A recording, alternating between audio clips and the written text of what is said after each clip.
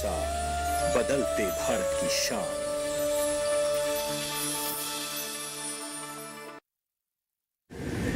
माँ कब आएगा? अभी आएगा।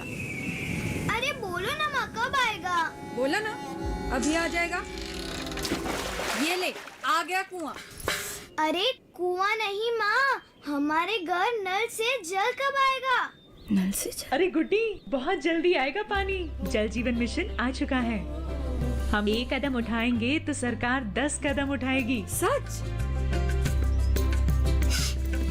तुम्हारे मुंह में घी शक्कर। घी शक्कर नहीं माँ, स्वच्छ जल। 2024 तक देश के सभी 19 करोड़ घरों में पहुंचेगा पीने का साफ पानी। अब होगा हर घर जल। जल जीवन मिशन, जल शक्ति मंत्रालय, भारत सरकार।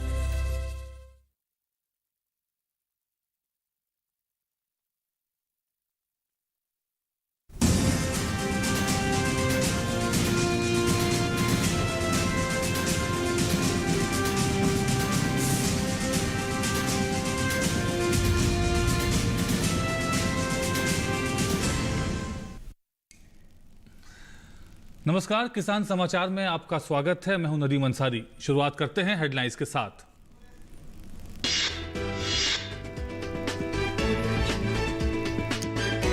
प्रधानमंत्री नरेंद्र मोदी और डेनमार्क की पीएम मेटे फ्रेडरिक्सन के बीच हैदराबाद हाउस में हुई बैठक के बाद संयुक्त बयान में दोनों नेताओं ने वार्ता को बताया सार्थक।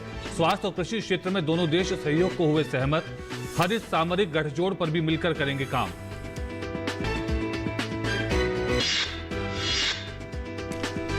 उत्तर प्रदेश में राष्ट्रव्यापी नदी तटीय कार्यक्रम की हुई शुरुआत। राष्ट्रीय स्तर पर नदी तटीय कार्यक्रम की शुरुआत से मछली पालक किसानों को मिलेगा लाभ। गंगा को निर्मल और अविरल बनाने के संकल्प के साथ मछली उत्पादन और उत्पादकता को बढ़ाने पर सरकार का जोर।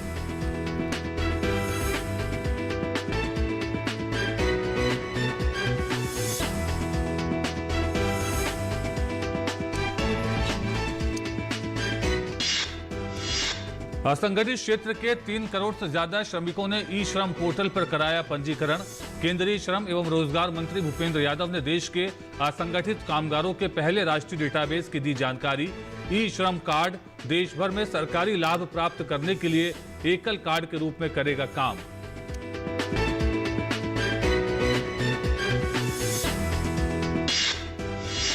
केंद्रीय विद्युत और नवीन एवं नवीकरणीय ऊर्जा मंत्री ने की समीक्षा बैठक। केंद्रीय मंत्री ने देश में ऊर्जा के क्षेत्र में बदलाव लाने के लिए जल विद्युत की आवश्यकता पर डाला प्रकाश। आरके सिंह ने अरुण 3 जल विद्युत परियोजना के कार्यान्वयन में की गई तेज प्रगति की सराहना की।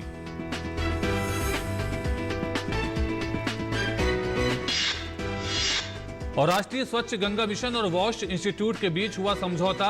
गंगा बेसिन के कस्बों और शहरों में सेप्टेज और अपशिष्ट जल प्रबंधन करना है लक्ष्य। समझौते से स्वच्छ भारत 2.0 को मिलेगा बल। गंगा की निर्मलता और अविरलता भी होगी सुनिश्चित।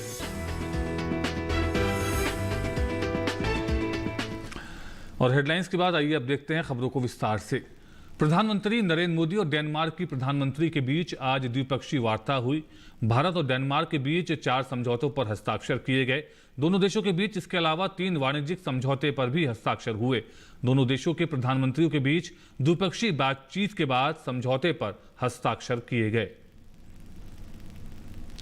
द्विपक्षीय बातचीत के बाद प्रधानमंत्री नरेंद्र मोदी ने डेनमार्क की प्रधानमंत्री मेटे फ्रेडरिक्सन के साथ संयुक्त संवाददाता सम्मेलन में कहा कि 1 साल पहले हमने अपनी वर्चुअल समिट में भारत और डेनमार्क के बीच ग्रीन स्ट्रेटेजिक पार्टनरशिप स्थापित करने का ऐतिहासिक निर्णय लिया था, जो दोनों देशों की दूरगामी सोच और पर्यावरण के प्रति सम्मान का प्रतीक है।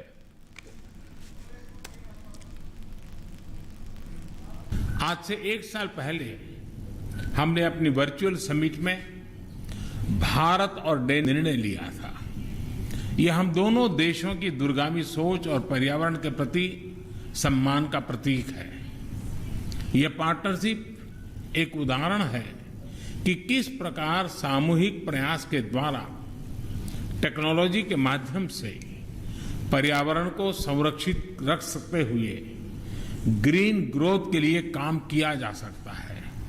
आज हमने इस साझेदारी के अंतर्गत हुई प्रगति को रिव्यू भी किया और आने वाले समय में क्लाइमेट चेंज के विषय पर सहयोग बढ़ाने के लिए अपनी प्रतिबद्धता को भी दोहराया।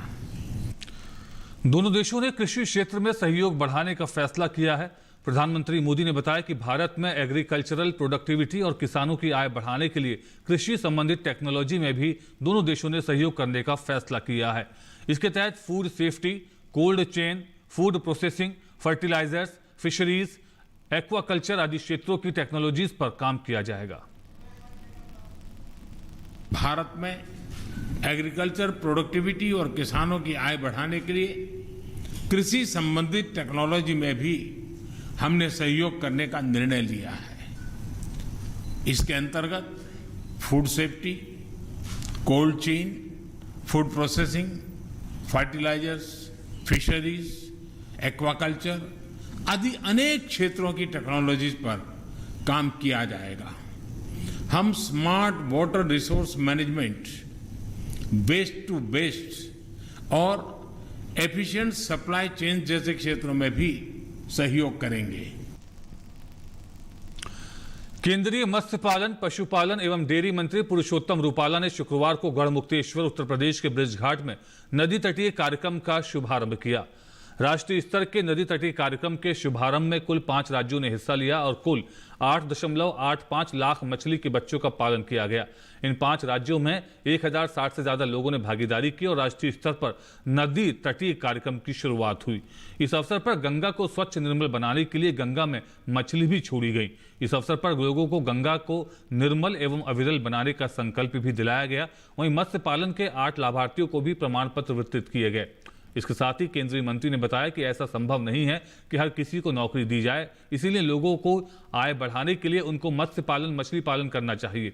मछली एक ऐसा प्राणी है जो गंगा को साफ करने का काम करती है और गंगा की गंदगी को खा जाती है। हमारी पवित्र महानदी मां गंगा मैया को आज भारत सरकार के मत्स्य एवं पशुपालन विभाग की ओर से एक नैवेद्य धरने का वैज्ञानिक तरीके से काम आज प्रारंभ हो रहा है। मां गंगा की हम ऐसे प्राचीन का कार्यक्रम करते हुए पुनर्भरण का कार्यक्रम करने में सफल रहे। आप सब निरामयी रहे, आप सब स्वस्थ रहे, आपके परिवार स्वस्थ रहे, माता जी की सेवा आपके द्वारा भी होती रहे और उस माता जी का आशीर्वाद भी हम पर बहता रहे। इसी शुभकामना के साथ आप सबका बहुत बहुत धन्यवाद। PMMSY योजना के अंतर्गत विशेष गतिविधि के रूप में नदी तटीय कार्यक्रम की शुरुआत भूमि और जल का विस्तार, गहनता, विविधता और उत्पादक उपयोग के माध्यम से मछली उत्पादन और उत्पादकता को बढ़ाने के लिए किया गया है। बढ़ती हुई मानवीय आबादी के साथ साथ उच्च गुणवत्ता वाले प्रोटीन की आवश्यकता के कारण मछली की मांग में धीरे धीरे बढ़ोतरी हो रही है। इस अवसर पर केंद्रीय राज्य मंत्री डॉक्टर संजीव बालियान ने कहा कि गंगा को स्वच्छ और अविरल बनाने के लिए केंद्र सरकार पूरी तरह प्रतिबद्ध है। 2014 के बाद जब से नरेंद्र मोदी देश के प्रधानमंत्री बने, जब से ये बात लोगों के दिमाग में आई कि गंगा नदी की सफाई होनी चाहिए। उससे पहले आप भी यहीं थे, हम भी यहीं थे, लेकिन किसी का ध्यान कभी इस बात पर नहीं गया कि गंगा को अविरल भी बनाना है, गंगा को साफ सुथरी बनाना है। गंगा हमारी माँ है, माँ तो मानते रहे पर गंदा भी करते रहे। 2014 के बाद एक अभियान की शुरुआत हुई। चाहे नाले गंगा नदी में गिरने से रोके गए, चाहे सीवरेज ट्रीटमेंट प्लांट लगे और चाहे हमारे मंत्रालय के द्वारा जैसी गंगा पहले थी, इसमें मछलियों का जो योगदान था, जो रोल था, उसके मछलियों को छोड़ने का कार्यक्रम आज से पूरे देश में शुरू किया जा रहा है। तो मोदी जी की सोच है, एक आस्था है गंगा जी के प्रति। किफायती और पर्यावरण के दृष्टिकोण से उपयुक्त रूप से मत्स्य संसाधनों का सतत उपयोग और संरक्षण को बढ़ावा देना समय की मांग बन चुका है। इस कार्यक्रम को ज्यादा मछली पकड़ने, मछुआरों की आजीविका को बेहतर करने और नदी की स्वच्छता को बनाए रखने के लिए शुरू किया गया है। इस अवसर पर उत्तर प्रदेश के मत्स्य पशुपालन एवं डेयरी मंत्री नारायण चौधरी ने कहा कि केंद्र सरकार का इस तरह का कार्यक्रम प्रदेश के मत्स्य पालक किसानों और गंगा नदी के लिए लाभकारी साबित होंगे। नदियों की पवित्रता बनाए रखने के लिए मत्स्य पालन जरूरी है मत्स्य पालन करोड़ों व्यक्तियों की आजीविका पालन करता है। इसलिए मत्स्य पालन को जो माननीय प्रधानमंत्री जी बढ़ावा दे रहे हैं, हमारे नौजवानों का रुझान मत्स्य पालन की तरफ बढ़ा है और जो किसानों को लाभ दिया जाता है वही मत्स्य पालकों को जो लाभ दिया गया है, चाहे 5 लाख रुपए का बीमा हो, चाहे आवास सुविधा हो, इन सब के लिए मैं उत्तर प्रदेश सरकार की ओर से और माननीय ब्रिज घाट के समस्त और गढ़मुक्तेश्वर के निवासियों की ओर से भारत सरकार के मंत्रियों को बहुत बहुत बधाई देता हूँ। सतलुज जल विद्युत निगम लिमिटेड के प्रदर्शन की समीक्षा की गई। केंद्रीय विद्युत और नवीकरणीय ऊर्जा मंत्री आर.के. सिंह ने विद्युत मंत्रालय के वरिष्ठ अधिकारियों के साथ SJVN लिमिटेड के प्रदर्शन की समीक्षा की। SJVN लिमिटेड ने अपने प्रोजेक्ट पोर्टफोलियो, वर्तमान में चल रही परियोजनाओं की स्थिति, कैपेक्स से संबंधित लक्ष्यों पर एक विस्तृत प्रस्तुति दी। इसके अतिरिक्त समझौता ज्ञापन से संबंधित लक्ष्यों, वित्तीय उपलब्धियों, मानव संसाधन से जुड़े मुद्दों और व्यापार विस्तार की योजनाओं के बारे में भी प्रस्तुति दी गई। केंद्रीय मंत्री ने SJVN लिमिटेड को अपनी सभी उत्पादन और पारेषण परियोजनाओं में घरेलू रूप से निर्मित उत्पादों के उपयोग को प्राथमिकता देने को कहा। साथ ही केंद्रीय मंत्री ने अपने व्यापार के विविधीकरण में तेजी लाने का निर्देश दिया। इस दौरान नेपाल और भूटान में जल विद्युत परियोजनाओं के विकास पर विशेष बल दिया गया। केंद्रीय मंत्री ने देश में ऊर्जा के क्षेत्र में बदलाव लाने के लिए जल विद्युत की आवश्यकता पर प्रकाश डाला। उन्होंने यह भी सलाह दी कि विद्युत उत्पादन से जुड़े CPSU को ओपन एक्सेस के माध्यम से बाजार की तलाश करते हुए डिस्कॉम पर परे देखना शुरू करने की जरूरत है।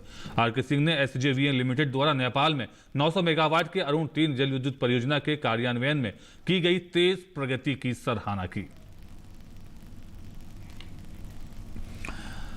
केंद्रीय श्रम एवं रोजगार मंत्री भूपेंद्र यादव ने एक ट्वीट संदेश में जानकारी दी कि देश भर में 3 करोड़ से ज्यादा लोगों ने ई-श्रम पोर्टल पर अपना पंजीकरण कराया है, जो देश में असंगठित कामगारों का पहला राष्ट्रीय डेटाबेस NWW है। आइए आपको असंगठित कामगारों को एक अलग पहचान और मान्यता दिलाने वाले ई-श्रम पोर्टल के विभिन्न पहलुओं के बारे में विस्तार से जानकारी देते हैं। आखिर में ई-श्रम पर पंजीकरण क्यों करूं? मुझे इससे क्या फायदा होगा? ई-श्रम पर पंजीकरण करने से सरकार और असंगठित कामगारों के बीच की दूरी खत्म होगी। इसके अलावा आपातकाल महामारी जैसी कठिन परिस्थिति में सरकार पंक्ति में खड़े अंतिम असंगठित कामगार तक मदद पहुंचाने में भी सक्षम बनेगी। ई-श्रम के और भी कई फायदे हैं। पोर्टल पर पंजीकृत कोई भी असंगठित कामगार सरकार की भावी योजनाओं व सेवाओं से अछूता नहीं रहेगा।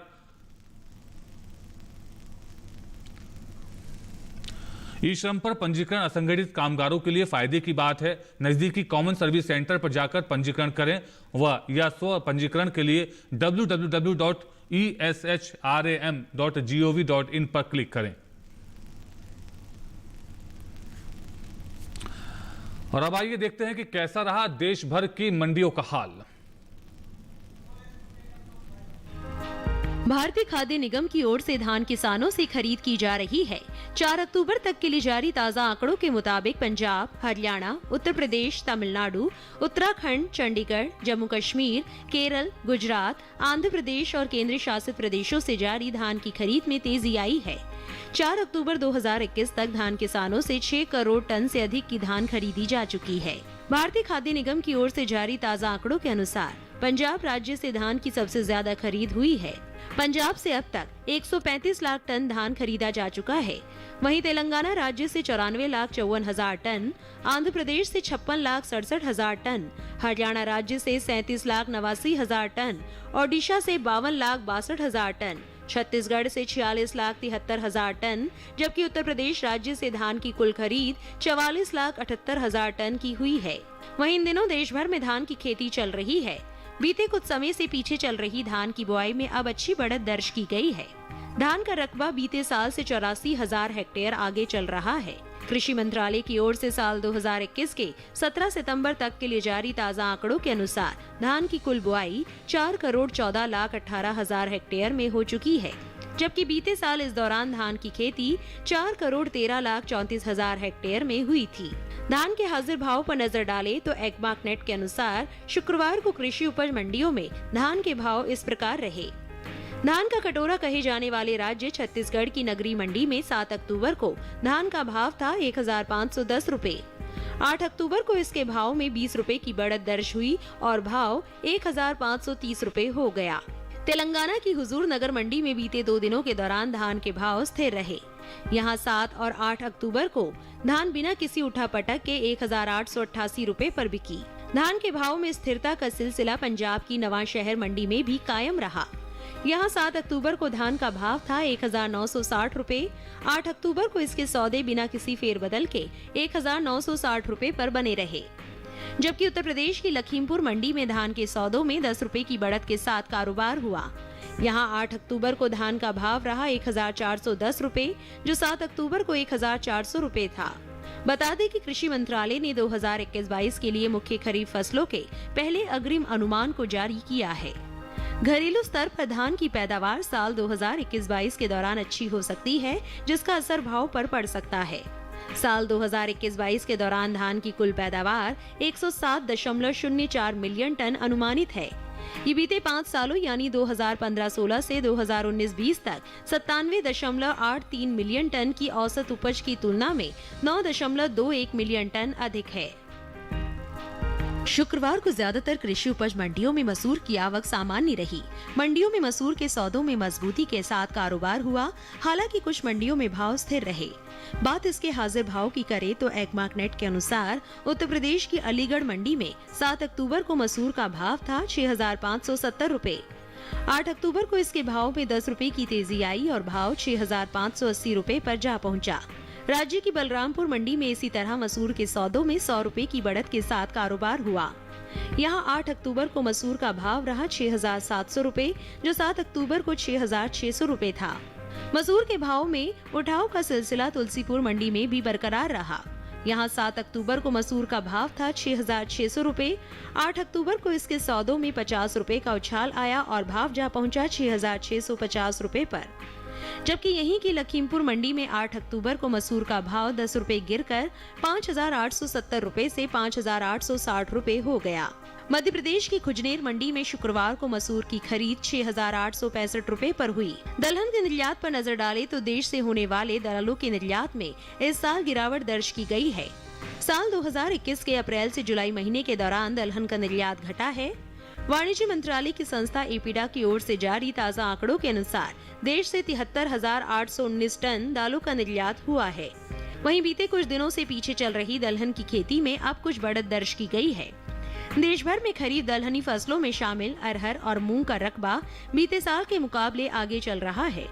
कृषि मंत्रालय के साल 2021 के 17 सितंबर तक के लिए जारी ताज़ा आंकड़ों के अनुसार चालू खरीफ सीजन में दलहनी फसलों की बुआई 2,83,000 हेक्टेयर बढ़कर 1,40,72,000 हेक्टेयर में हो चुकी है, जो बीते साल की समान अवधि के दौरान 1,37,89,000 हेक्टेयर रही थी। बता दें कि कृषि मंत्रालय ने 2021-22 के लिए मुख्य खरीफ फसलों के पहले अग्रिम अनुमान को जारी किया है। घरेलू स्तर पर दलहन की पैदावार साल 2021-22 के दौरान अच्छी हो सकती है, जिसका असर भाव पर पड़ सकता है। साल 2021-22 के दौरान कुल दलहन उपज 9.45 मिलियन टन अनुमानित है। ये 8.06 मिलियन टन की औसत दलहन की पैदावार की तुलना में 1.39 मिलियन टन अधिक है। और राष्ट्रीय स्वच्छ गंगा मिशन और वॉश इंस्टीट्यूट के बीच समझौता हुआ है। भारत में विशेष रूप से गंगा के आसपास बसे शहरों में अशोधित मल, गंद और शहरी सीवेज जल प्रदूषण का यह प्रमुख स्रोत है। प्रधानमंत्री की दूरदर्शी पहल से स्वच्छ भारत मिशन के तहत 62 लाख से ज्यादा शौचालयों का निर्माण किया गया है। इनमें से आधे शौचालय ऑन साइट स्वच्छता प्रणाली OSS पर निर्भर हैं। भारत के लिए इन शौचालयों से संग्रहित मल का प्रबंधन अगली बड़ी चुनौती है। इन चुनौतियों को देखते हुए सरकार शहरी स्थानीय निकाय, अन्य हितधारकों में कौशल और समझदारी विकसित करने का प्रयास कर रही है। राष्ट्रीय स्वच्छ गंगा मिशन ने गुणवत्ता में सुधार के लिए प्रशिक्षणों की श्रृंखला के आयोजन के लिए water, sanitation and hygiene institute, wash institute के साथ समझौता किया है। ये MOU गंगा बेसिन के कस्बों और शहरों में FSSM से जुड़े मुद्दों के कुशलता के साथ समाधान करने का भी प्रयास किया गया है। परियोजना को यूसैट द्वारा वित्त पोषण किया जाएगा और bill and Melinda Gates foundation द्वारा समर्थन दिया जाएगा। इसका उद्देश्य FSSM और भारतीय कस्बों व शहरों में अपशिष्ट जल प्रबंधन की दिशा में तैयारियों में सुधार करना है। और आइए अब देखते हैं कैसा रहेगा मौसम का हाल और किसान बदलते मौसम के मुताबिक कैसे करें खेती किसानी।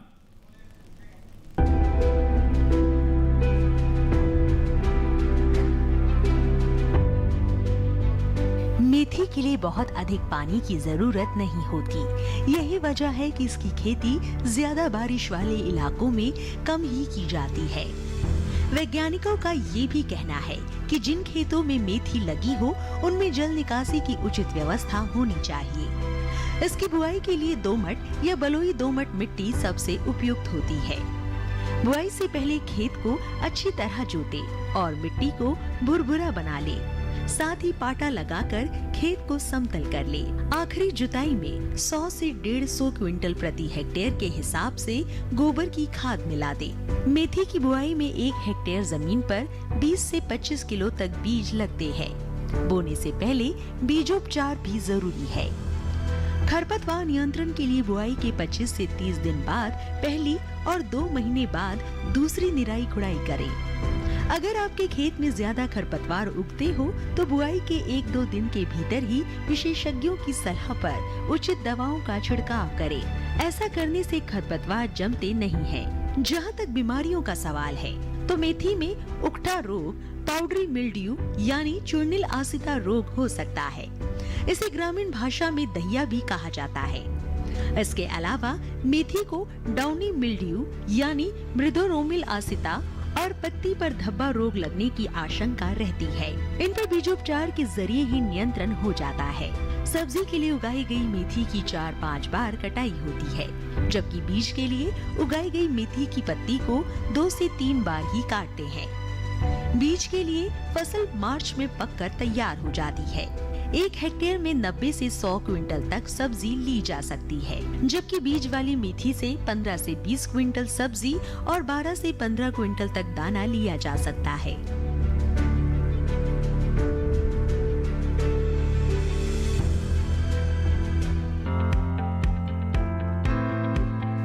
मौसम को ध्यान में रखते हुए पंजाब के पश्चिमी मैदानी क्षेत्र में आलू की शुरुआती किस्मों की बुआई करें। साथ ही पंजाब के मध्य मैदानी इलाकों में शीतकालीन सब्जियां जैसे पालक और मेथी की बुआई करें। यहाँ के किसान शलजम और मूली की बुआई भी कर सकते हैं।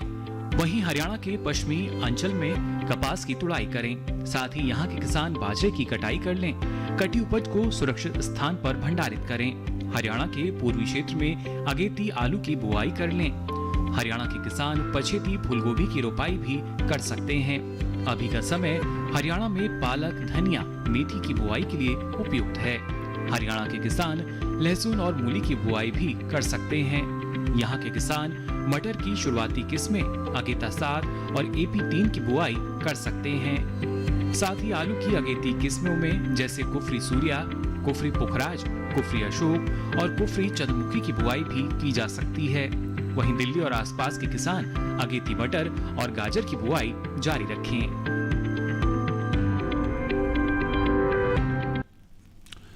और किसान समाचार के अंत में एक बार फिर देखते हैं इस वक्त की सुर्खियां। प्रधानमंत्री नरेंद्र मोदी और डेनमार्क की PM मेटे फ्रेडरिक्सन के बीच हैदराबाद हाउस में हुई बैठक के बाद संयुक्त बयान में दोनों नेताओं ने वार्ता को बताया सार्थक। स्वास्थ्य और कृषि क्षेत्र में दोनों देश सहयोग को हुए सहमत। हदिश सामरिक गठजोड़ पर भी मिलकर करेंगे काम।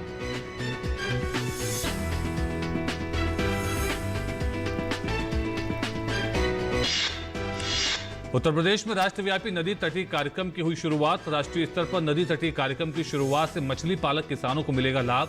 गंगा को निर्मल और अविरल बनाने के संकल्प के साथ मछली उत्पादन और उत्पादकता को बढ़ाने पर सरकार का जोर।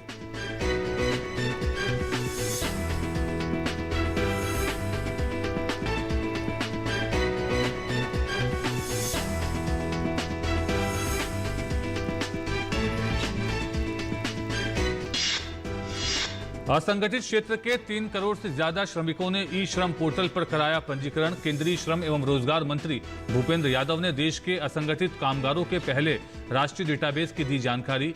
ई श्रम कार्ड देश भर में सरकारी लाभ प्राप्त करने के लिए एकल कार्ड के रूप में करेगा काम।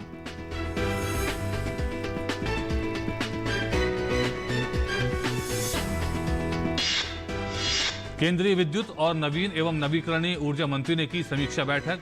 केंद्रीय मंत्री ने देश में ऊर्जा के क्षेत्र में बदलाव लाने के लिए जल विद्युत की आवश्यकता पर डाला प्रकाश। आर.के. सिंह ने अरुण 3 जल विद्युत परियोजना के कार्यान्वयन में की गई तेज प्रगति की सराहना की।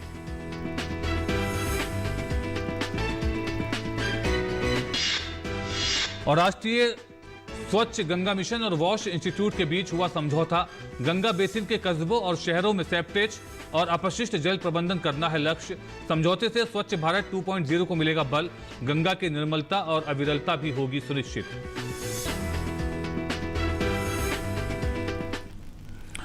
और इसी के साथ किसान समाचार में फिलहाल इतना ही। हमारी पूरी टीम को दीजिए अनुमति। नमस्कार।